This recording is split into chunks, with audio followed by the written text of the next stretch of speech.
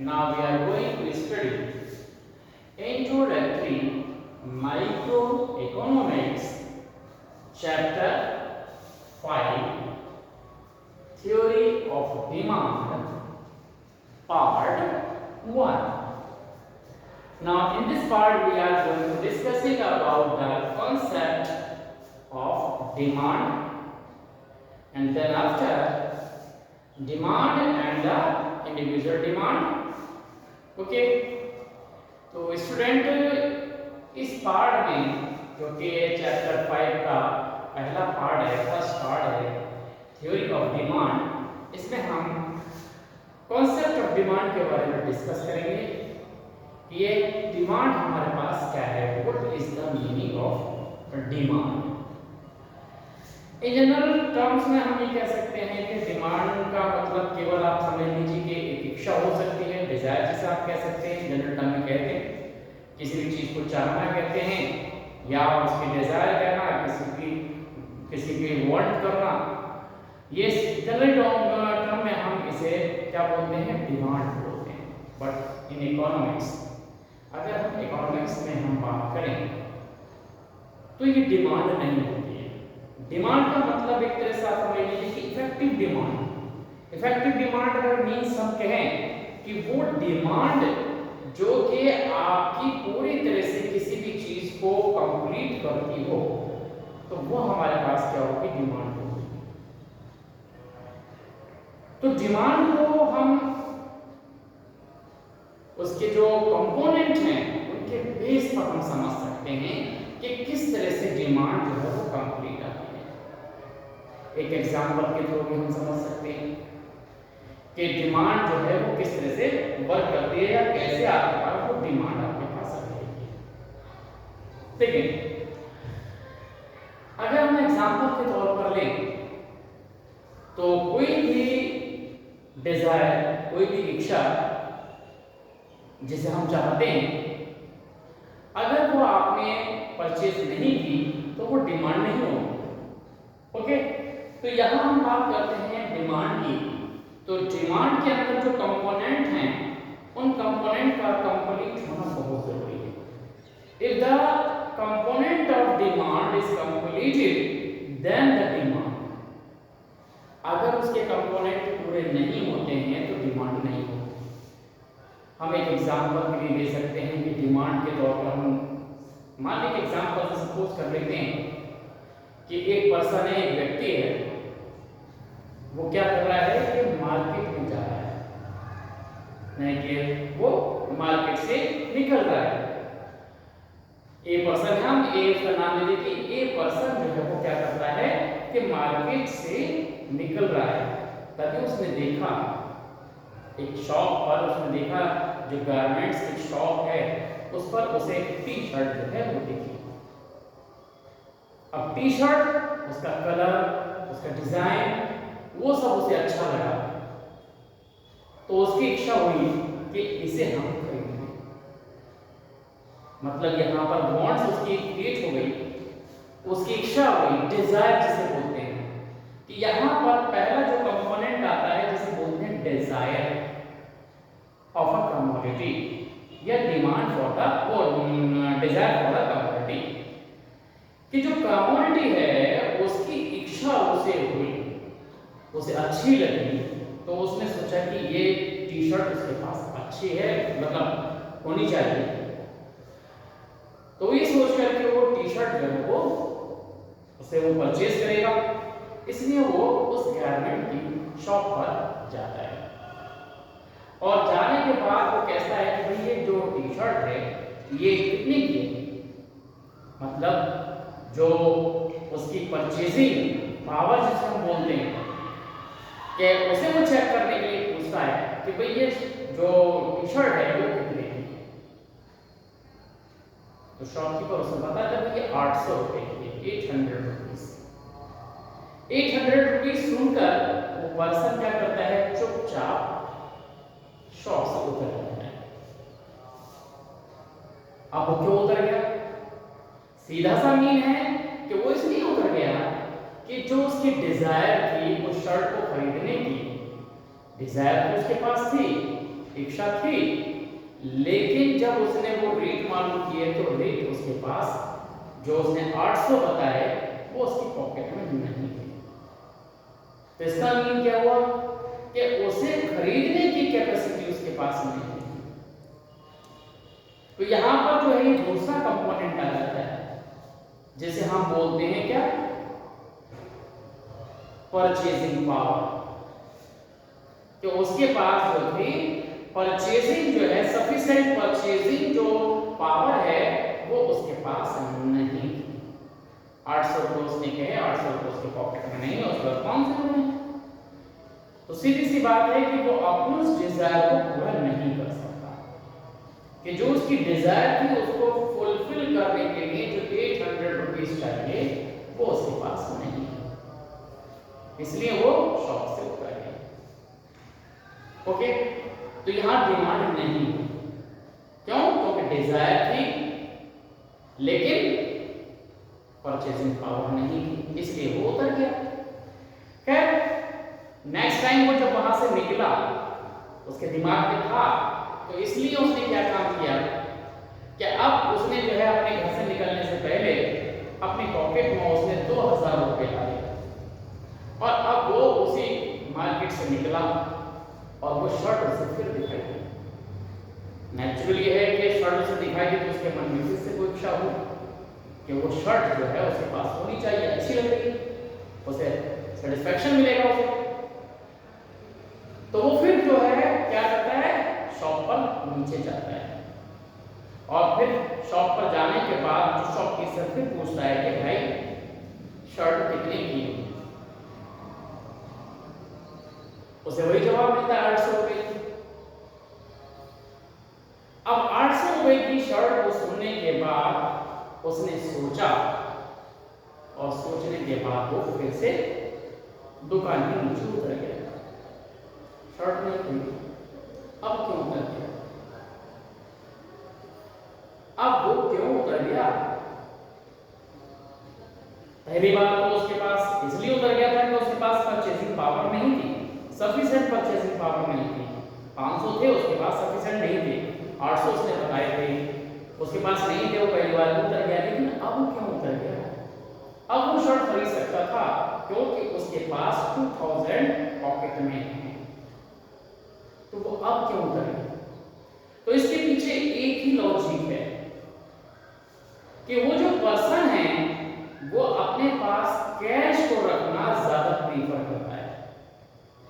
मतलब अब वो इस बात के लिए तैयार नहीं हुआ कि वो 800 रुपए खर्च कर दे।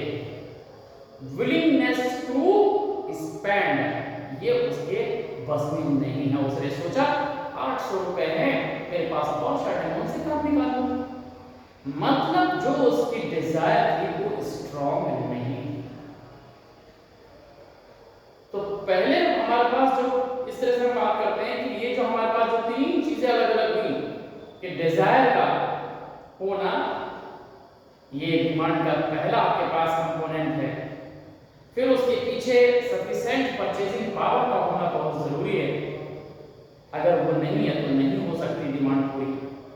इसके बाद अगर सफिशिएंट पावर भी है, परचेजिंग पावर भी है और उसके अंदर विलिंगनेस टू स्पेंड यानी सैक्रिफाइस करने की उसके अंदर कैपेसिटी नहीं है, वो 800 रुपए खर्च नहीं कर पा रहा है।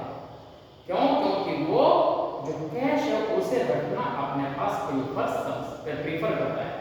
बहुत से लोग देखे होंगे आपने भी, बार बार किसी चीज को मालूम करते हैं तो आप पैसा जेब से निकालते हैं, गिनते हैं, फिर रख देते हैं। ऐसे लोग क्या होते हैं, वो जैसे हम बोलते हैं लिक्विडिटी प्रेफरेंस जो है उनका वो स्ट्रॉन्ग होता है।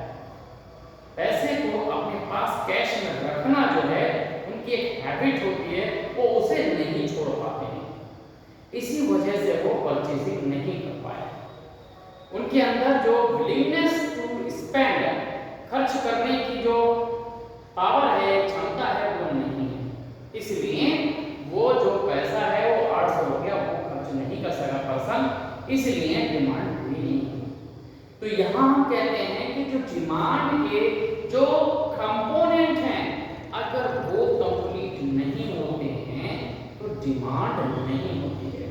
तो डिमांड के कॉन्सेप्ट में जब तक उसके कंपोनेंट, पहला कंपोनेंट आपके पास क्या था कि जो डिमांड की, जो हमारे पास यहाँ कंपोनेंट की हम बात करते हैं, तो कंपोनेंट ऑफ डिमांड अगर हम यहाँ देखें तो ये सीधी सीधी सी बात हमारे पास आ जाती है कि अगर हम कंपोनेंट ऑफ डिमांड, यहाँ पर जब हम डिमांड की बात करते हैं तो पहला जो कंपोनेंट था वो आपके पास क्या था, पहला कंपोनेंट है डिजायर। ये आपने कहा कि ये डिजायर किसी भी चीज के मतलब परचेज करने की इच्छा, ये सबसे ज्यादा जरूरी है। वांट या डिजायर, इच्छा का होना, ये डिमांड की पहली हमारे पास कंपोनेंट है। तो यहाँ पर अगर जब तक डिजायर नहीं होगी तब तक किसी भी चीज को आप परचेज नहीं कर सकते। दूसरा जो हमारे पास कंपोनेंट है वो हमने आपको समझाया, वो क्या था, सफिशिएंट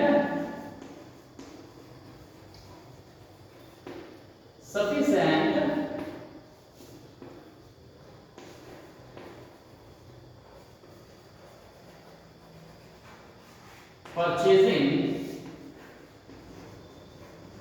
पावर, ये होना बहुत जरूरी है। और तीसरा रेडी टू सैक्रिफाई या विलिंगनेस टू स्पेंड, ये हमारे पास होना भी जरूरी है। विलिंगनेस टू स्पेंड या रेडी टू सैक्रिफाई। तो विलिंगनेस टू स्पेंड, ये हमारे पास तीसरी जो हमारे पास फाइनल जो कंपोनेंट है, हमारा तीसरा जो इंपॉर्टेंट कंपोनेंट है वो होना बहुत जरूरी है। तो जब तक हमारे पास ये कंपोनेंट डिमांड के, ये तीनों अगर पूरे नहीं हो जाते तब तक वो डिमांड नहीं होगी।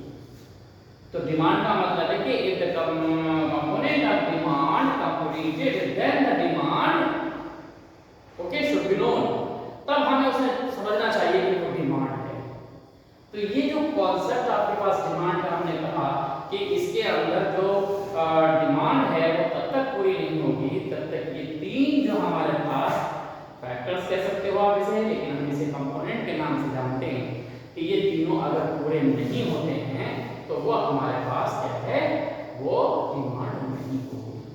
ओके, तो ये आपको समझ में आ गया कि डिमांड का कॉन्सेप्ट एक्चुअल क्या है। अब इसके बाद आता है जिसे हम बोलते हैं डिमांड और क्वांटिटी डिमांड। ये हमारे पास क्या है, ये डिफरेंस के फॉर्म में हम यहाँ पर बोल सकते हैं, समझ सकते हैं कि ये हमारे पास क्या है। अब अगला जो हमारे पास यहाँ कॉन्सेप्ट आता है वो आता है demand and quantity of demand. तो इसको भी आप जरा समझ लीजिए।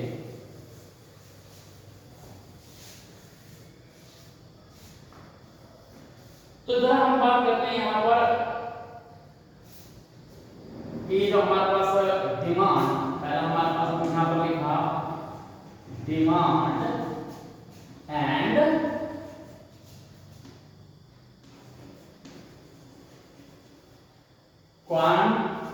अब हमने दूसरा लिखा क्वांटिटी ऑफ डिमांड। ठीक है, डिमांड, ये डिमांड की बात करें और दूसरा हमारे पास क्वांटिटी ऑफ डिमांड, ये दो, ये अलग अलग कॉन्सेप्ट में आते हैं। अलग अलग हम इसे समझ पाएंगे कि ये अलग अलग क्या है। तो पहले हम यहाँ बात करते हैं क्वांटिटी ऑफ डिमांड की हम बात करें तो ये हमारे पास क्या होता है। अगर हम एक सिंपल से डिमांड शेड्यूल की बात करेंगे, डिमांड शेड्यूल क्या होता है। डिमांड शेड्यूल का मतलब होता है कि हम क्वांटिटी और उसके प्राइस के बेस पर अगर कोई टेबल बनाते तो वो हमारे पास क्या हो जाएगा, डिमांड शेड्यूल हो जाएगा, यानी कि टेबल हो जाएगा। तो यहाँ हम बात करते हैं क्वांटिटी कि यहाँ पर जो है आपके पास क्या है, एक ये प्राइस है और यहाँ पर हमारे पास क्वांटिटी है, ये आपके पास क्वांटिटी, ये आप इसे समझिए।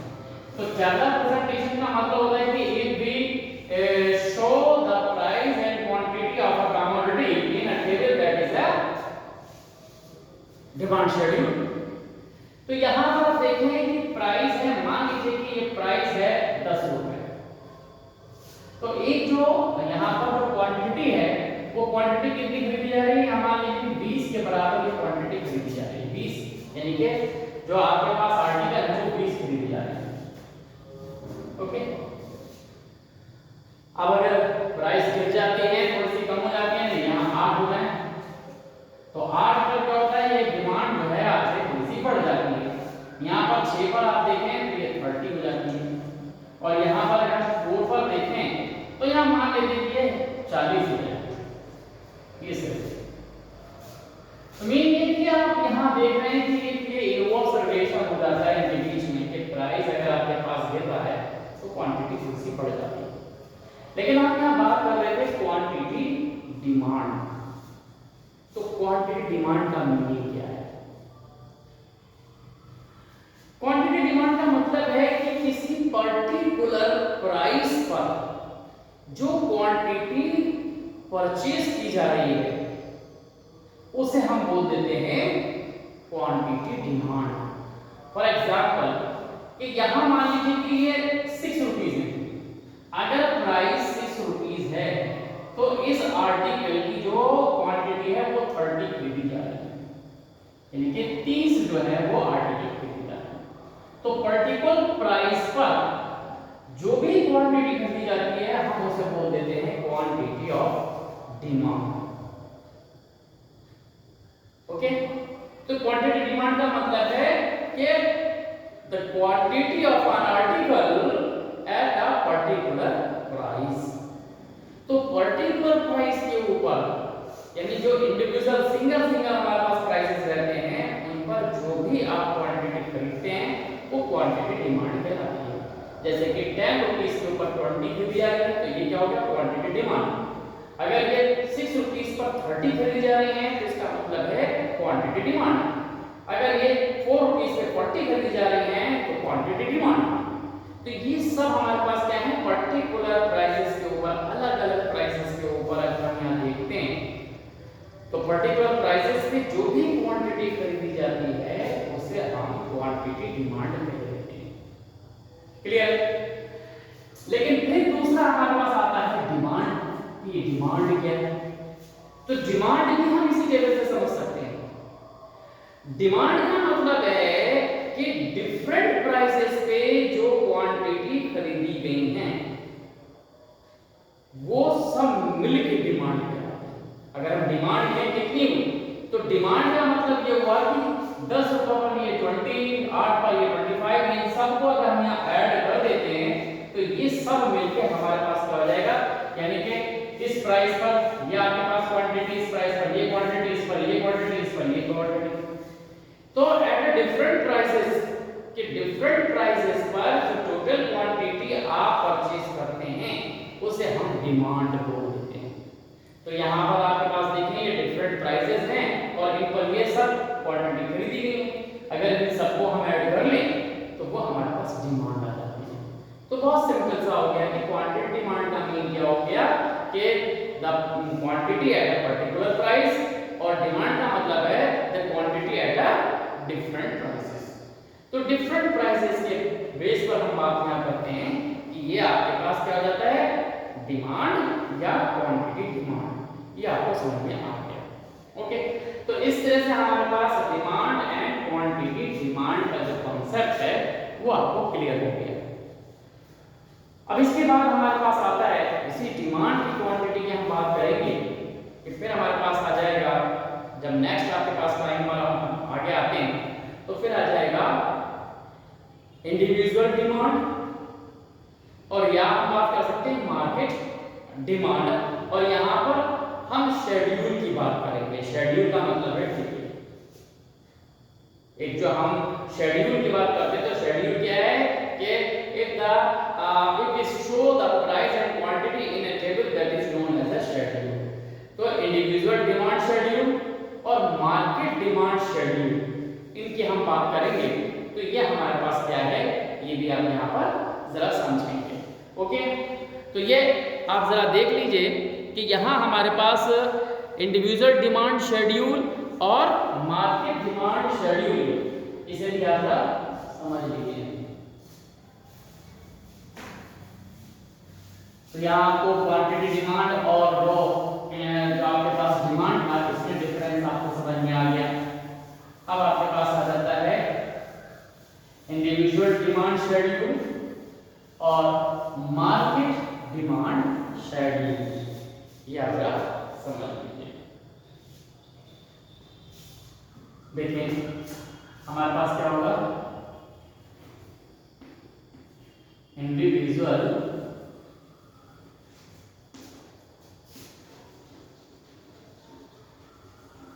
डिमांड शेड्यूल एंड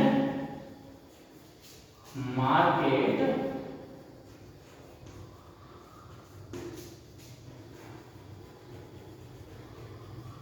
डिमांड, हम यहां पर शेड्यूल की बात कर लेते हैं।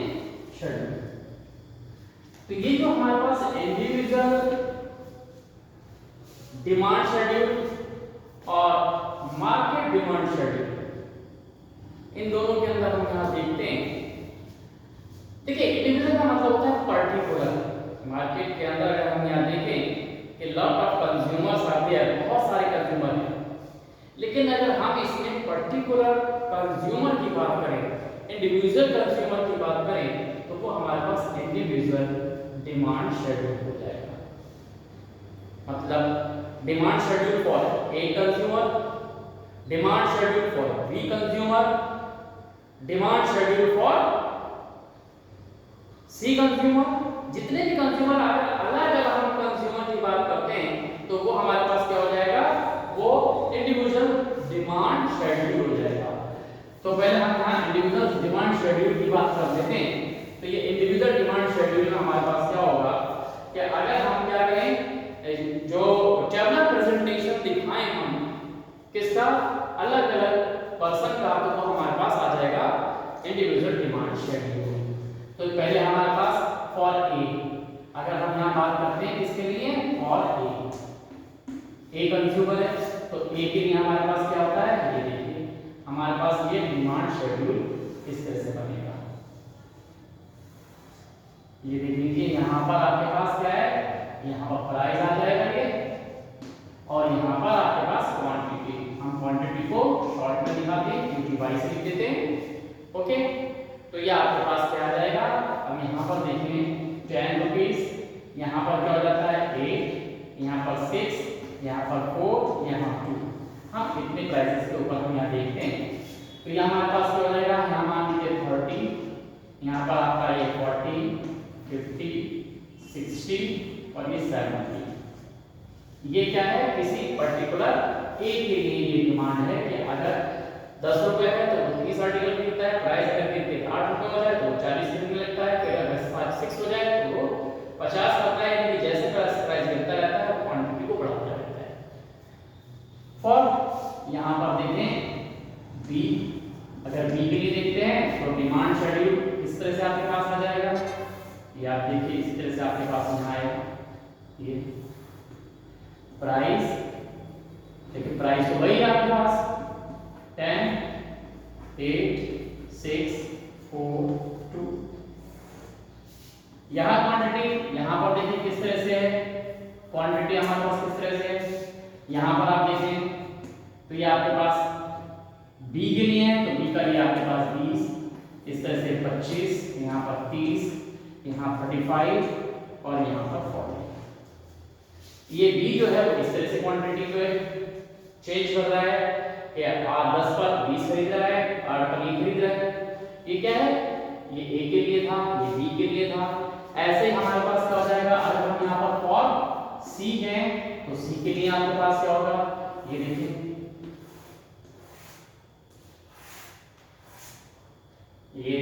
प्राइस सेम रहेगा आपके पास, प्राइस और ये क्वांटिटीज वो अलग अलग है, सबकी अलग अलग चॉइस होती है। तो यहां पर क्या होगा, ये 10 8 6 4 2, तो यहां आपके पास जो क्वांटिटी वो इस तरह से आपके पास है 35, यहां पर 40, इस तरह से हम यहां देख रहे हैं। ओके, तो ये आपके पास क्या हो जाएगा, इसी तरह से आपके पास क्या हो जाएगा 30 45 50, और ये आपके पास मान लीजिए 60 कह सकते हैं, कोई ऐसी बात नहीं है, वो तो उसका प्रेफरेंस है, कोई भी आप एग्जांपल ले सकते हैं। तो यहाँ देखिए तीन हमने अलग अलग जो कंज्यूमर है उनके प्राइसेस को लिया, प्राइस को जो प्राइसेस तो सेम है लेकिन इनकी क्वांटिटी अलग अलग आपको दिखाई दे रही है। ये इस तरह से आपके पास अलग अलग क्वांटिटी यहाँ पर दिखाई दे रही है। तो ये क्या हो गया, इंडिविजुअल डिमांड शेड्यूल ए के लिए, बी के लिए और सी के लिए हो गया। ओके, और अब मार्केट डिमांड की हम बात करें तो मार्केट जो डिमांड आपके पास आएगा वो किस तरह से आपके पास आएगा कि यहाँ पर मार्केट डिमांड, जैसे ही हम यहाँ पर क्या कर देंगे मार्केट डिमांड कर देंगे, तो ये मार्केट डिमांड में हमारे पास क्या हो जाएगा, देखिए यहाँ पर हम लिख दें मार्केट डिमांड शेड्यूल। तो मार्केट डिमांड के लिए क्या होगा, ये जो प्राइस है ये प्राइस आपके पास सेम रहेगा, और यहाँ पर जो है क्या हो जाएगा, यहाँ पर क्वांटिटी आ जाएगी, ये क्या आ जाएगा, ये क्वांटिटी किसकी आएगी, ए की। ओके, फिर इसी तरह से हमारे पास क्या होगा, यह हट जाएगा, और यहाँ पर जो है आपके पास क्या हो जाएगा, ये देखें, ये आपके पास क्या हो जाएगा, क्वांटिटी बी की हो जाएगी। ये आप देखें यहाँ पर, तो यहाँ पर कितनी थी, जो क्वांटिटी थी वो कितनी थी, यहाँ 30 40 50 60 और यहाँ पर 70, इस तरह से क्वांटिटी थी। बी की क्वांटिटी इस तरह से आपके पास 20 25 30 35 एंड देन 40। इसी तरह से हमारे पास क्या हो जाएगा, ये क्वांटिटी आपके पास आ जाएगी इसकी सी की, यहाँ सी की क्वांटिटी आपने यहाँ लिख दी, क्या हो जाएगा क्वांटिटी किसकी, सी की क्वांटिटी कितनी हो जाएगी 35 40 45 एंड 50, लास्ट वन इज 60, ये आपकी इसकी। ओके, इस तरह से हमारे पास क्या हो जाएगा, ये इंडिविजुअल जो हमने क्वांटिटीज थी उनको यहाँ पर शो कर दिया।